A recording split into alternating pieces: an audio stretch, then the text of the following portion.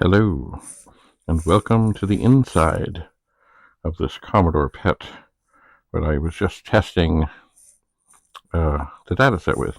Now, now this here is this big capacitor, and it did make plugging in a dataset here a little testy. It did, and if you look at the rest of the board here, it's got some level of filth and dust on it, so it's not surprising that the cassette port, especially the one in the back on the outside, also had a level of filth and dust that would not allow the data set to work. And what did I do? Well, looky, here is a pencil. It's an HB pencil, and it has an eraser. The pencil is not sharp, but basically what I do is I took the pencil and I gave a number of strokes to each of these pins to shine them up. And I think they do look maybe a little shinier than they were. And I did give some vigorous. Remember, I'm pushing, but not. I don't want to snap the board or break traces or anything. So I'm using some force, but not considerable force. Just enough to make things shiny. Shiny, shiny, shiny. So that is how we clean the edge connectors. Now the rest of the board, which has, if I just twist this over, there is considerable dust on there. And I'm not sure the best way to do that. I was talking with Rudy recently, and he suggested that it's not a bad thing to just give a spray of that same deoxit all over the board. It has a way about things. Anyway, what I'm about to do now, I'll show you how this is a little bit tricky. Here is the dataset connector. And if I just try and line it up straight, it won't. Like it just won't. So I kind of have to go down and get it beside the capacitor. Maybe I should move this over a bit. I will show you. I have to go down and get this kind of under and around the capacitor on a bit of an angle. And with great care and reverence. Why is this not happening? Do I have it the right way up? I do. See, there's a space thing in here. See that little line? It will only go on the right way, assuming the thing is there. I did. Okay, right. Okay, so I went in a little from the top, and now we're in, but it's really, really tight. This other thing that the dataset has on it is this ground strap. I don't know when they decided that had to be, but that, just keep that away from everything.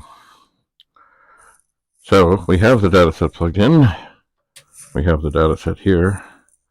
I will type in, if I can see, just a moment.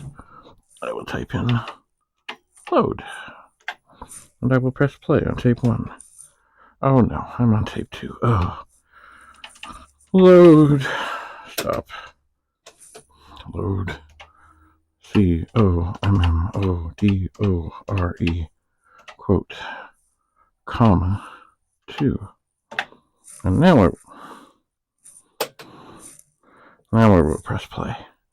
And now it will search. And it should find it. Searching for Commodore. It has found Commodore. It is loading.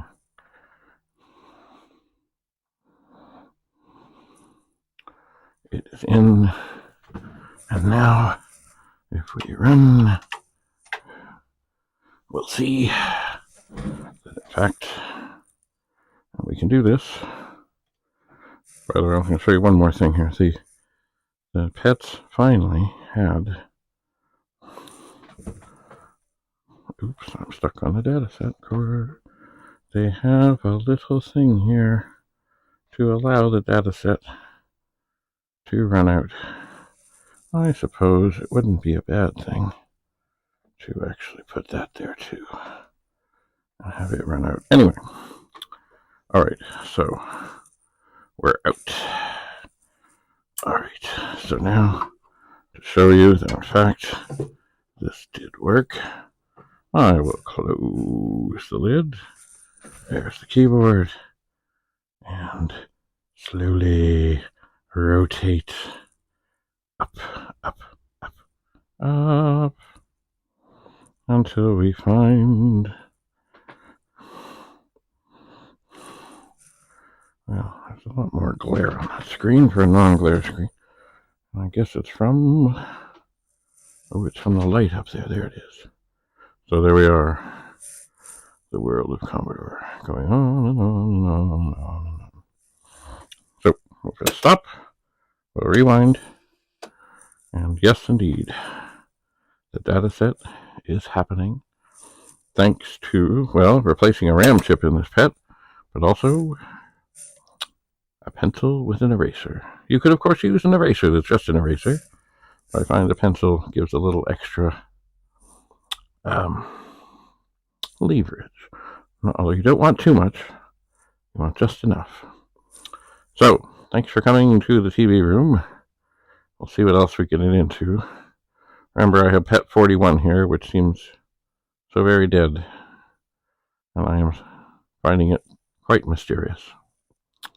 Anyway, we'll see you again soon back in one of the rooms here. David Bradley signing off. Bye for now.